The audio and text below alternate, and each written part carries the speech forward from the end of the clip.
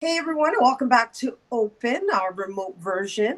The death of George Floyd has sparked protests around the country, but it's also reignited the ongoing issue of racism in America. Black and brown people are continue to face the injustices, inequalities, and disparities, all while dealing with the pandemic. Joining us to talk more about these issues, we welcome Black Lives Matter Greater New York co-chair Chivona Newsome. Hey Chivona, how you doing? I'm doing good, Rena. It's great to see you. Been a busy week for you, huh?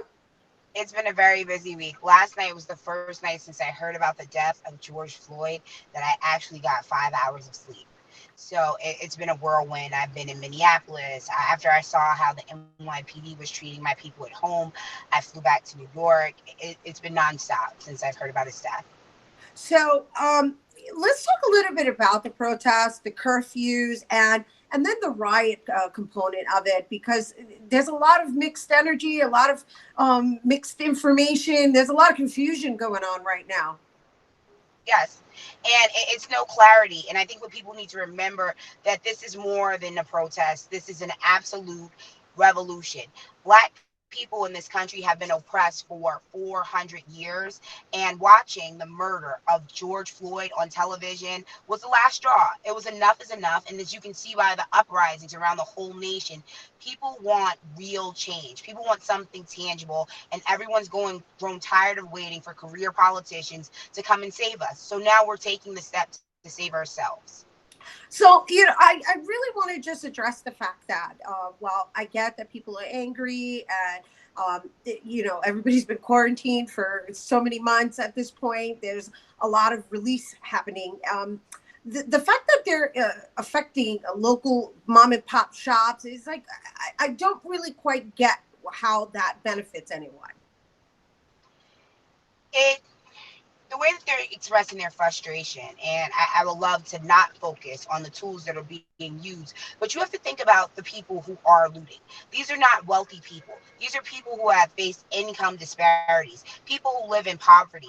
I saw a local pharmacy that was raided, and they were talking about on the news it was like cancer medications and AIDS medications. But if we had free health care for all and there was no prescription drugs, no cost for prescription drugs, that would not have a value. The mom and pop element of it, it hurts, but think about the deeper hurt of an oppressed people. I don't encourage rioting, but I understand it. Well, I do also understand that your organization, as well as a lot of your members, have taken the initiative to go clean up other people's messes. So it's a Yes. wonderful example that's being set. And with that, I'd like to move this forward and just share with our viewers the demands that Black Lives Matter Greater New York are standing for. Well, our general demands are in line with the Black Panther Party. We believe in their 10-point steps of the things they believe. In terms of this specifically, we'll be announcing our full list of demands to have a resolution to this crisis on Sunday. But we believe in cops should be punished for falsifying police arrests.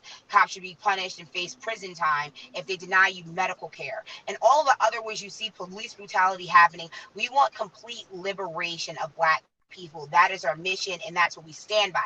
But just to give you a little teaser for what's to come on Sunday, we're releasing the economic plan, an education plan. On Friday, a week ago, we actually made a demand for the I Can't Breathe Act.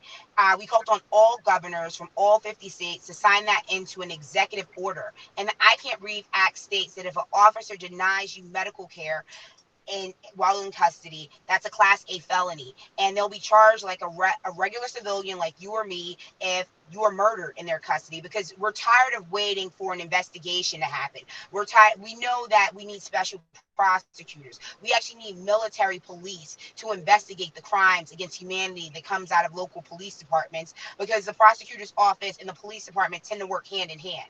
So these are some of the things that'll be released on Sunday, and a full list of demands that we've stood by for years is available on our website. That's wonderful. And so, as we were discussing earlier with regards to demands, let's just share with everyone the people that lead, that spearhead the Black Lives Matter Greater New York, because you've got a lot of well to do, qualified individuals who know how to implement law. Absolutely. Who I co-founded it with is actually my biological brother, even though we're all brothers and sisters, but I'm talking about same daddy, same mama. Hawk Newsome is a lawyer. Our education director, who has written policies, has a master's degree, and he's opening up his own school in the Bronx. Everyone on our team is really, really qualified. So it's kind of insulting for people to blame someone of our organization for looting and rioting, and all we do is uplift our community. From the COVID crisis, we fed 6,000 people. When we realized that the NYPD had racist practices happening and the way they were enforcing social distancing, we forced the mayor to concede. We've called on Governor Cuomo to increase testing sites, to allocate money to local gun interrupter, nonviolence community organizations. So I am offended when people accuse us of looting. And so, and rightfully so. I mean, you've been a stand for quite so many years, and actually, you've dedicated your life to this, right? You were born My into whole it. life. I was born into it. Fun fact, my parents met at a rally in 1969. They were protesting for Black history to be taught by Black people right here in the Bronx at Roosevelt High School. So, and Black Lives Matter Greater New York was founded in the Bronx. So we are a wholeheartedly Bronx organization. Of course, our work is taking notice internationally.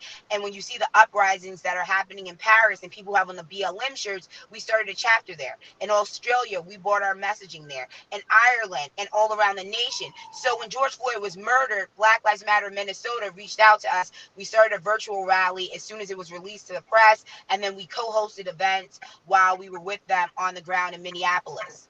So before we go, let's just really emphasize what people should be doing to contribute in a positive manner to, to be a contribution to this change that really this revolution has created. Because at the end of the day, everybody's looking for a transformation. However, a transformation for the better. So what can people do to be that type of contribution? Okay, this is what I love to express to people. You're a journalist, and I know that you're an activist, so you use your platform to further and advance the liberation of Black people and other marginalized people. If you're an artist, you've seen beautiful artwork of Ahmaud Arbery, of George Floyd, whatever medium you have that you're good at. If you have more means, please donate to Black Lives Matter Greater New York, because we use it to feed people, to bail out protesters. Whatever it is that you're good at, even if it's making calls, wellness checks on people, if you're a good organizer, if you're a publicist, any skill you have can be used towards the betterment and transformation in this revolution. You don't have to be on the front lines with me. You don't have to be running for office as I'm running for Congress. Whatever you're great at and good at, it can be used for this new world we're coming into. And for those who are out in the street who may be listening, what advice do you have for them? Keep fighting back. Nothing in this country has ever happened without a change. America was founded on a revolution. The Boston Tea Party, what people weren't sitting around drinking tea and eating crumpets. This is a nation of fighting back. If it wasn't for my ancestors, from Angela Davis and Rosa Parks and all of these people who fought the good fight, I wouldn't have the ability to vote. I wouldn't have the ability to run for office. I wouldn't have the ability to challenge authority. So keep fighting back. Nothing is ever won by being passive and sitting at home. Right. And so you're offering an open invitation for everyone to be a part of your front line, rather, Black Lives Matter, Greater New York, on Yes. Sunday. Let's give the details of that before we go. We are releasing the Black agenda because we know that nothing happens for our people without legislation. So at Times Square, Sunday at noon, we will be unveiling our policy and platform to how we move forward in this new world and into this revolution. The guidelines, because what we're giving, and people can reach out to us now, is a blueprint of you need, it starts in your community. We need to organize in our own community. We need education. So it's multifaceted, from you on the ground in your neighborhood to what the governor can do, what whoever's elected, please don't let it be Trump, whoever's elected, what they can do. So a state, federal, local level down to the neighborhood, we have a plan on how to move forward and for the liberation of all Black people. And that's all going to be addressed on Sunday. Yeah, it's going to be a kicker. It's going to be a really good day.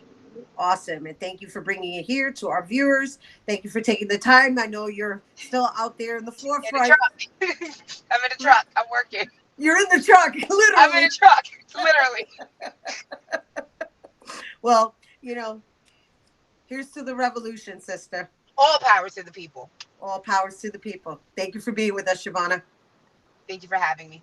All right, you guys, once again, to be part of the Black Lives Greater New York rally, show up on Sunday noon, Times Square. And for more, you can follow them on IG at BLM Greater NY, and you can follow Chivona on Twitter at New York Vonnie. All right, we have to take a quick break, but when we return, we'll hear about a campaign helping NYCHA residents. Don't go anywhere.